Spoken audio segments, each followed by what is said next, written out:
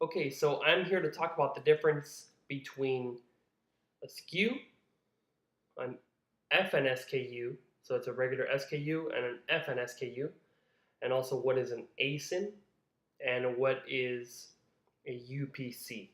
Okay, so to start, I want to talk about the UPC. Now, a UPC you guys might be the most familiar with because it exists outside of Amazon, in Amazon, everywhere. It's called a Universal Product Code, a UPC. So if you take this product, this is mousse for curls and whatnot, and you look, it has a barcode. Okay, now this barcode is a set of numbers, whatever 22400623666, whatever it is, and there's a 5 there too. Okay, so um, this barcode, all it is a visual representation of these numbers right here, okay, which is scannable. So literally those little lines represent each of these numbers in one way or another, and the number itself is UPC. Okay, now the reason UPCs are made is so anywhere in any store, a product will have the same thing. Okay, so there is a big board of people. I don't even know who they are. GS1 or some group of people and standards, but they set up a universal product code. So what would be strange is if this product, right, you could recognize it, let's say at Target, they scan it, they know what product it is. And then if someone bought it in bulk or couldn't sell it and then sold it to Walmart, it saves them time because they can scan it, they know which product it is. They can recognize it in their stock. They can know if it goes instead to whatever. For some reason Whole Foods started carrying this, okay? They scan it, they know the product, they know what it is. It identifies product, universal product code. Okay? So it's meant to be external. It's meant to be so anybody will know what it is. Okay? And it makes sense in Amazon when you create a product, you have to assign it a UPC. Because if your UPC, you put it in the UPC, right? I'm saying, I want to sell this thing on Amazon. I put in the UPC and they go, oh, it already exists on Amazon. You're not supposed to create your own listing. You should just list it on this listing over here, this person's page. So that's the thing. There should be one UPC per product. So if this was a larger size, it'd have a different UPC because that's one exact product. Good. So you'll see sometimes products that come from Amazon will not have this, and that takes us into FNSKU and also what a SKU is. So let's talk about a regular SKU. It's called a stock keeping unit. Now, in again retail world, so this UPC universal everywhere. Now, the store may have a special system on what kind of products, naming convention, and whatever. They can know, hey, all the shampoos, we're going to start with the letter S. And then it's going to be S, and then it's going to be, H, and then a number based on what, 01 for the first shampoo they ever held, and then the color. So they can put representations of things in there. And it can be useful to them because then they can know, and they can look through a list of, SKUs or SKUs, and it could mean something to them. A UPC, no one's going to look at a number and be like, oh, I know what that is. Oh, order more, blah, blah, blah. I mean, a SKU is easier to deal with because it includes letters. And it's only internal. So if I have a SKU, so if I was Walmart and I have a SKU in Walmart, and then I give that same SKU, the letter number, to the guys at Target, it won't be the same. They're different. A SKU is different because it's for the stock, keeping the stock of that product. Now, a product, if it has a UPC, it's going to have one corresponding SKU for each store. Each store is going to have a different one because they have a different system of naming things or whatever. Now, when you create a product, if you don't assign your own SKU, Amazon will just give you a random SKU because it has to be filled in. But really, the SKU is for you. It's for internal. So you are like a Walmart, right? And you assign it something. You can put your brand name, you can put the color, the year it was created, and a random thing. So if you're making, silicone spatula, you put SIL, SPATUL, and then the number and the color or something. And that's your SKU. Just for you, same thing. So on Amazon, same as Retail World, it's for you. The customer doesn't see it.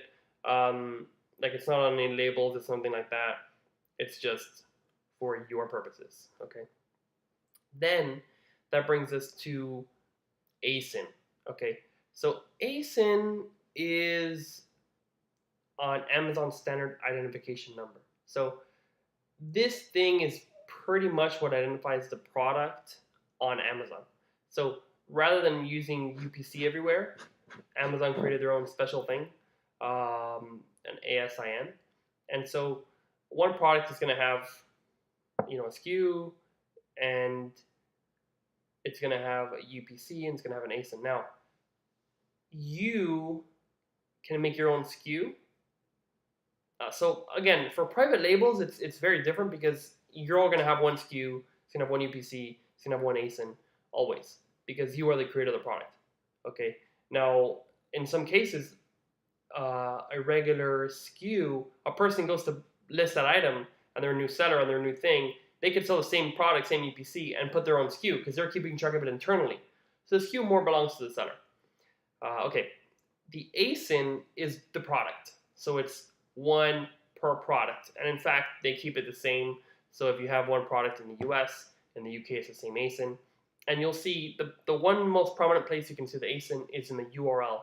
Whenever you're in a product, in the URL, so in the address bar, it's going to have da-da-da-da, and then like a B, and then some numbers and letters. It's 10 digits long. That is the ASIN, and each product has an ASIN. So it's pretty self-explanatory, but it belongs to that one product. There is only one, no matter how many people. But it's easier for Amazon to use this ASIN rather than a UPC. And, some of the history of that, ASIN has a lot more capability to store products. So as we get into, and there's billions and billions of products, Amazon grows, we get to 2050, the 22nd century, whatever. There's going to be more and more products. UPC doesn't store a whole lot. It's just numbers.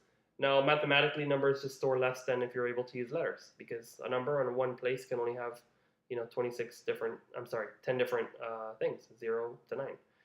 And a letter can have whatever, letter or number. So if you be letter and or number, it's like 36 different spaces for it. And when you add that up to 10 digits, it's like exponentially way more space.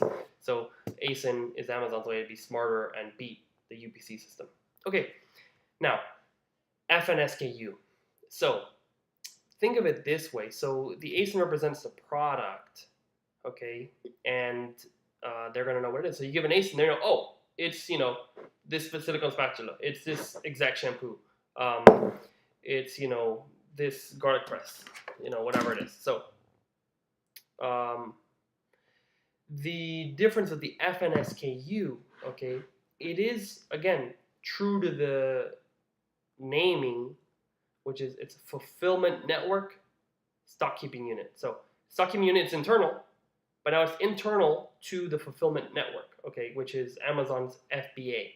So if you're, not doing FBA, there's not an FNSKU. So if you're fulfilling your own products, there is no FNSKU, doesn't exist. Now for most private labelers, we do send it to Amazon, this FBA. So it belongs to the F from FBA, fulfilled by Amazon, F fulfilled.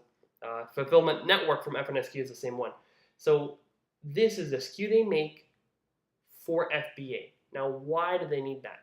Could you imagine, some, wholesalers, okay?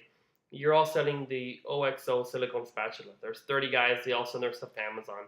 It all has a UPC on it. And that's all it has a UPC code, right? So the regular product like this, whatever, just has a UPC. Now, how is Amazon going to know which of those 10 belong to which seller? They will not know. So an FNSKU represents a product, so, one product which has an ASIN and a UPC and a SKU, that product, but it also represents the seller. So you have those two things together. So one FNSKU is unique to the seller and to the product. So if you had, like, say, a hijacker on your listing, they would have the same, a UPC as you, although they wouldn't label it with the UPC, right?